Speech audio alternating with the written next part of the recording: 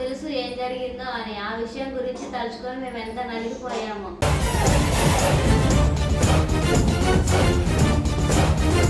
మీరందరూ అడిగిన దానికైతే ఇందులో అయితే ఖచ్చితంగా సమాధానం ఉంటుంది ఈ వీడియోలో అయితే. ఎందుకంటే మీరు ప్రతి వీడియోలో ఒకటే క్వశ్చన్ చేస్తున్నారు, ఒకటే కామెంట్ చేస్తున్నారు. దాని గురించి క్లారిటీగా అయితే ఈ వీడియో అయితే చేస్తున్నాం.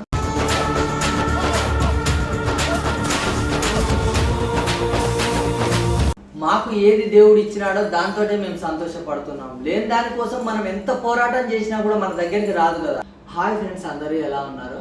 చాలా మందికి క్లారిటీ కోసం వీడియో అయితే చేసినాము, కాకపోతే ఆ వీడియో ఎవరు చూడలేదని నేను అనుకుంటున్నా. అందుకోసమే ప్రతిసారి అయితే రిపీట్ చేస్తూనే ఉన్నారు. మేము ఆ విషయం ప్రతిసారి ప్రస్తావించకూడదు అని నేనైతే అనుకున్నాను. నేను కాదు, మా ఫ్యామిలీ మొత్తం అయితే అనుకున్నాం అనమాట. దాని గురించి అయితే ఏం చెప్పట్లేదు. అందుకోసమే మేమైతే బేబీ గురించి, ఆ నేమ్ గురించి అయితే అడగడం అయితే జరిగింది. మళ్ళీ బేబీ అంటే ఆడపిల్ల అయితే అనుకుంటారు ఖచ్చితంగా. మేము ఫస్ట్ సారి కూడా పాపలు అని అన్నాం. ఎందుకనంటే 3 months వరకు చెప్పకూడదని అనుకున్నాం. 3 months తర్వాత అయితే రివీల్ అయితే చేసాము. పడ్డావు మమ్మీ? అయితే 3 months తర్వాత అయితే రివీల్ చేసాము, ఒక పాప ఒక బాబు పుట్టిందని.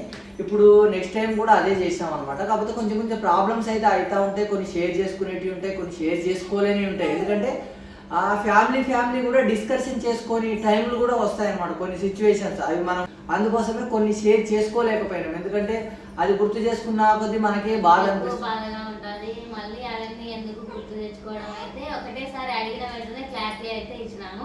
వీడియో మొత్తం చూస్తేనే ఏదైనా క్లారిటీ వస్తుంది ఎవరికైనా.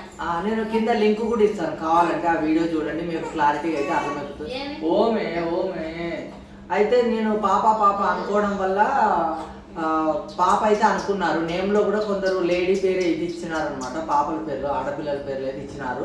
ఇప్పుడు లత దగ్గర ఉన్నదైతే బాబు అన్నమాట. మేము బాబు గురించి అడిగినాము. 3 monthsకి రివీల్ చేద్దామని అనుకున్నాము. రివీల్ చేసినాము కూడా, బాబు పుట్టాడని. కాకపోతే ప్రతిసారి మీరు అన్నిటికీ రిప్లై ఇస్తున్నారు, మేము అడిగిన వాటికి రిప్లై ఇవ్వట్లేదు అని చాలామంది అయితే క్వశ్చన్ రేజ్ చేస్తున్నారు. దానికి నేను ఆల్రెడీ వీడియో చేశాను.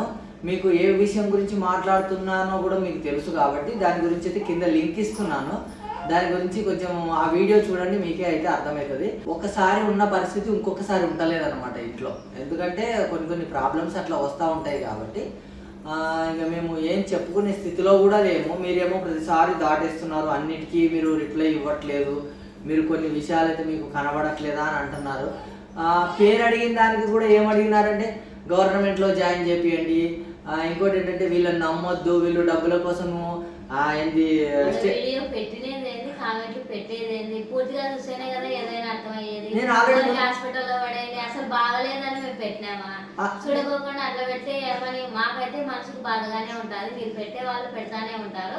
దేని గురించి పెట్టినాం, ఏదో బాబుకు పేరు పెట్టాలనుకుంటున్నాం. ఫస్ట్ సారి కూడా మీరే ఇట్లా పేరు పెట్టినారు, నచ్చినట్టు మేము పెట్టినాము. ఇప్పుడు కూడా అట్లా పెడతారని అయితే వీడియో చేసి పెట్టినాం. దానికైతే ఎన్ని కామెంట్లు అట్లా పెట్టారు, అవన్నీ డిలీట్ చేశాను. చాలా ఘోరంగా కూడా పెట్టారు అనమాట.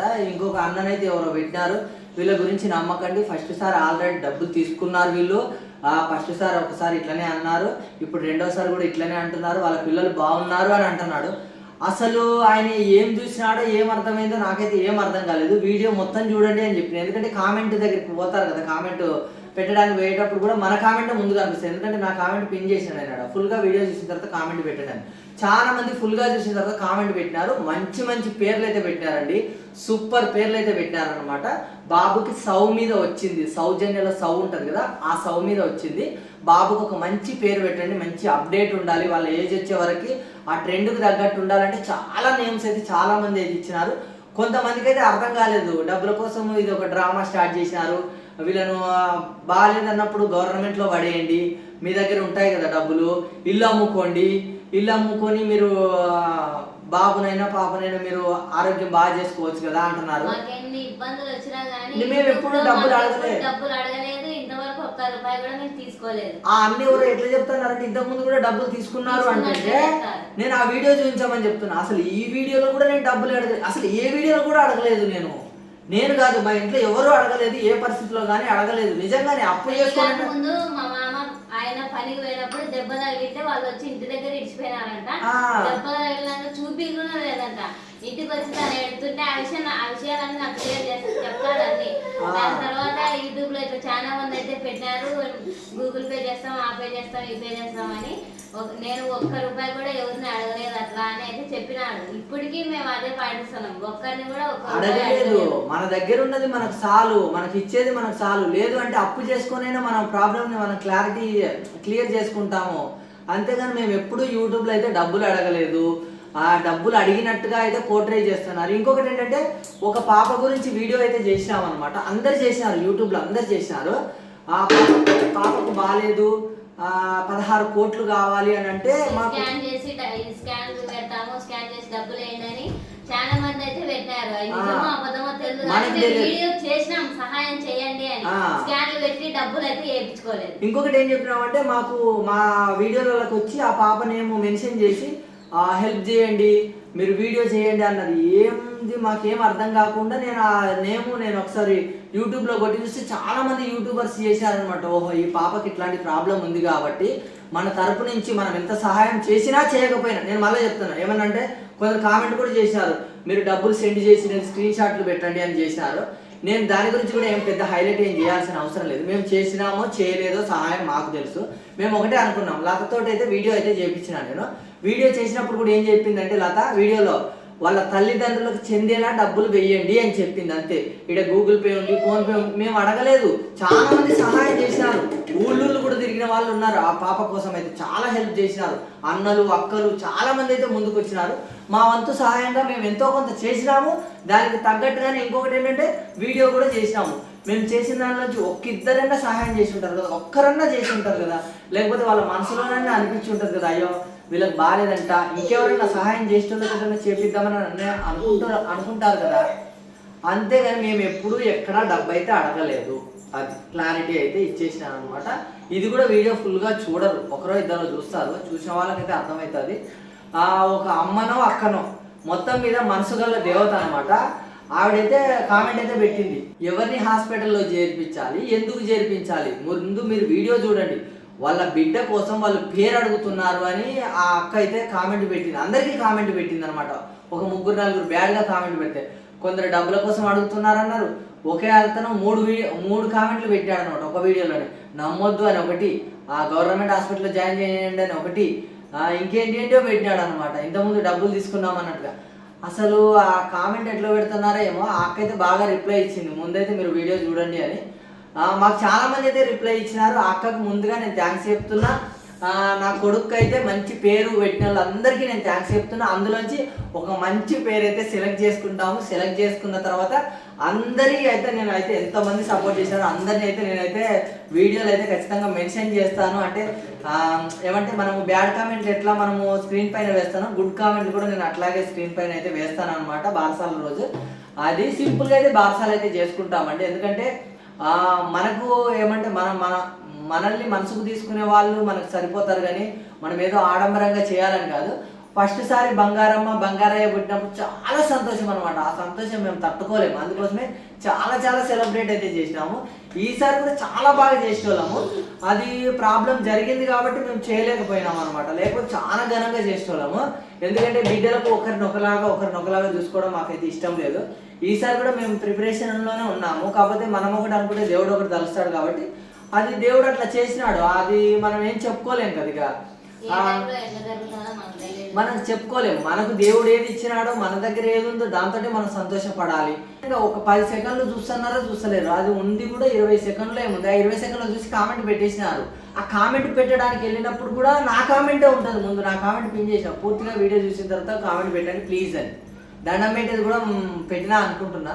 చాలా మంది అయితే ఆ కామెంట్ చూసినారు, వీడియో అంతా చూసి మంచి పేర్లు అయితే ఇచ్చినారండి. నాకు చాలా సంతోషం. చాలా అప్డేట్ పేర్లు అయితే ఇచ్చినారు అనమాట. కాకపోతే ఏంటంటే నేను అనుకోలేదు.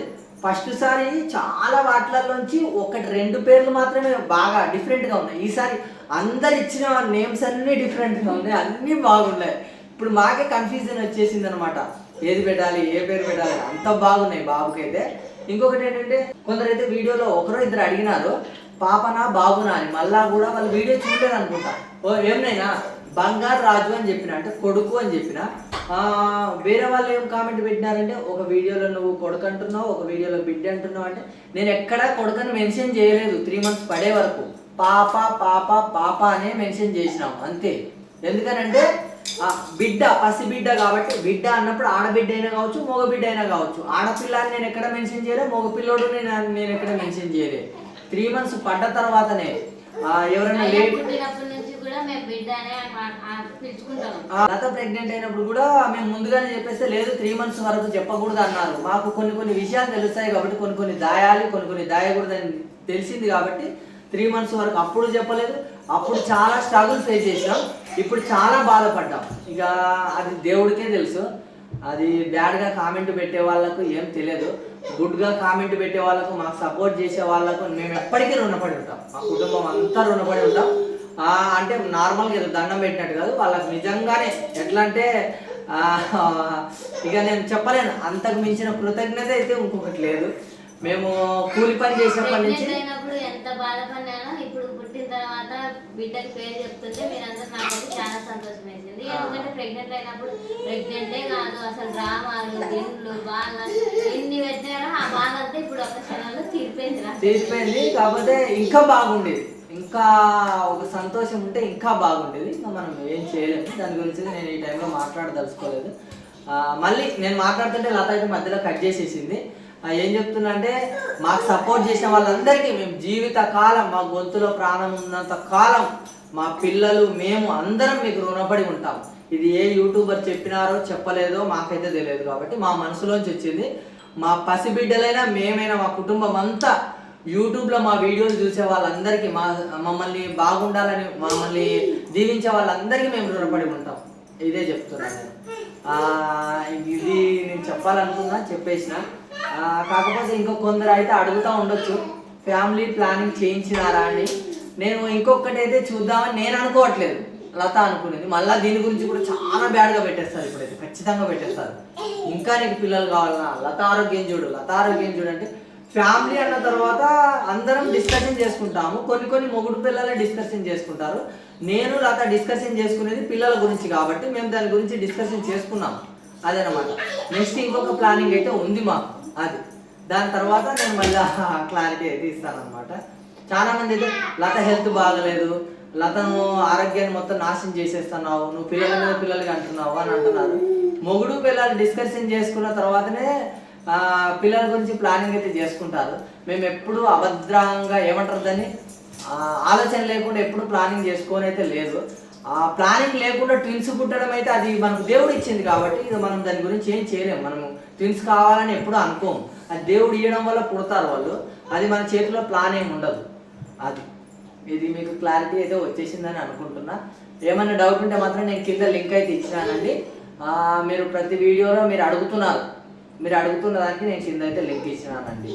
ఇక అది క్లారిటీగా మీరు వీడియో అంతా చూస్తేనే మీకు అర్థమవుతుంది.